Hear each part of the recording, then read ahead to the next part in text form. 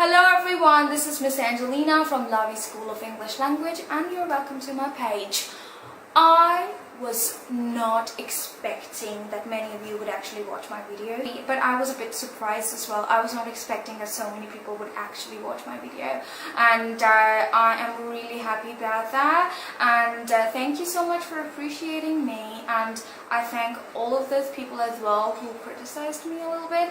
But anyways, let's continue with our lesson for the day. Today I'm going to talk about the difference between spoken English and IELTS. It's been around a year I'm a part of Lavi, and I have encountered around 100 students within that time span, and well, it has been an amazing experience. And most of the people who come to me, they know if they want to take IELTS or if they want to take a spoken English course. But some of them who come to me who are unaware what IELTS is and what is a spoken English course, they always ask me, Madam, which course we should be taking, and I hope that this video is going to help people in differentiating between IELTS and a spoken English course. So let's get started with that. So IELTS, of course, it is this. I've written it on this so that it is easier for you guys to understand what I'm saying. IELTS, I-E-L-T-S, and it is pronounced like IELTS. And IELTS stands for International English Language Testing System.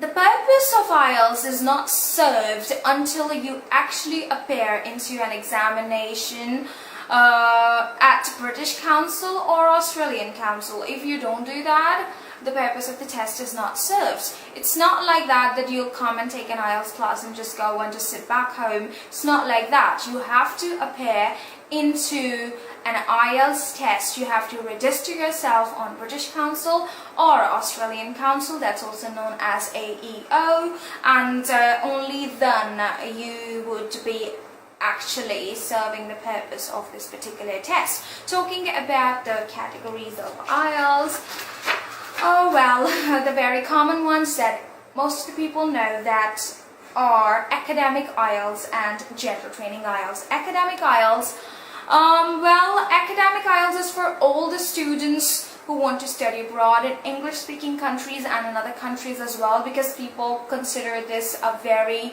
valid sort of certificate to get admission into a university. Talking about general training IELTS is for the professionals, doctors, teachers, engineers, and people from other professions. And general training IELTS is mostly for those people who want to migrate or settle down in other countries, and they are known as immigrants of that particular country.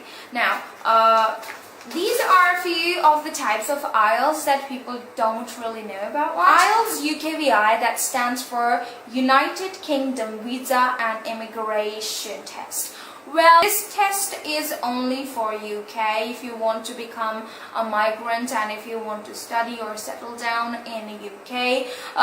This is the test that you should be taking, but this test doesn't really allow you to settle in other countries, and this is not acceptable by other countries. This is just acceptable by UK.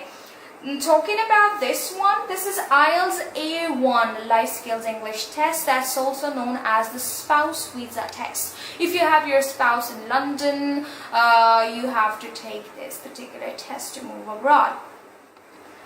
There are two levels of this test, A1 and A2, and then we have IELTS B1 and B2 life skills test. This is for a business visa. A1 and A2 is not a very difficult IELTS test because it has just two modules, speaking and listening, and that's also not very difficult. They just check the basic level that you can understand the basic conversations, or would you be able to introduce yourself to an immigration officer, or would you be able to understand the conversations being taken place at the airport, or even after you just moved to London with your spouse. Alright, so talking about, yeah, I think so I have got more. No, I think so, that's it.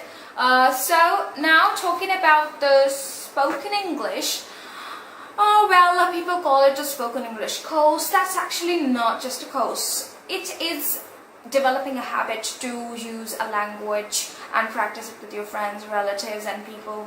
It's all about practicing and meeting people and getting rid of your reluctance and then just getting the hang of that particular language. I think so most of the people can read and write and understand English, but when it comes to speaking they're like very hesitant, and I think so spoken English course, it really helps people in getting confident that wow, they can speak or they can actually communicate with people easily. Well, we cannot deny the fact that living in this country you cannot be a successful anything, not even a successful student, not even a successful businessman, or not even a successful job holder, because people try to judge you on the basis of your English here. I don't know why is that, so that's very crazy by the way, but people believe that a person who can speak in English is amazing, and a person who can't speak in English, that person is absolutely dumb. Well, we can't deny this reality that English is an international language and everybody wants to learn it. I think so in this country there is a dilemma that a person who can actually speak in English is very intelligent, and the other people who study math, chemistry, physics, and they are not good at English, they are very stupid. I think so that's a very rubbish idea, but you cannot deny the fact that English is very, very important. Pakistan, particularly subcontinent, had been ruled by the British, and that is why everything you see English as an official language, you see English everywhere, and I think so that's also somehow very turbulent for people to actually speak Urdu, but at the end of the day they have to read and write English. I don't really think that's a very nice idea, but we really can't escape English now. It's 21st century, we can't really help it. Now, talking about what do you learn in a spoken English course? You learn basically your basic grammar, your sentence structure. You learn about business conversations, situational conversations. For example, you go for shopping, you go to a restaurant, or you're going to meet your friends. What sort of conversation that should be taking place at that time? And spoken English class basically gives you the confidence that you have lost throughout the years.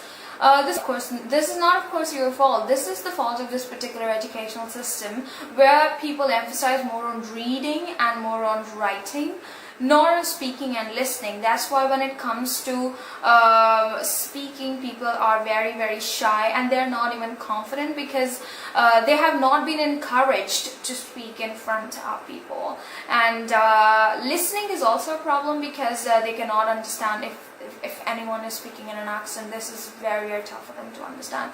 And I really thank all of you guys for watching my videos. That's it for today. I'll see you guys some other time. Well, I decided to make this video because it's Saturday and I took an off from work, and I thought that I should be sharing this important information with all my viewers who watch me and who really appreciate me, and I really want to thank all of you guys. Thank you so much. Goodbye.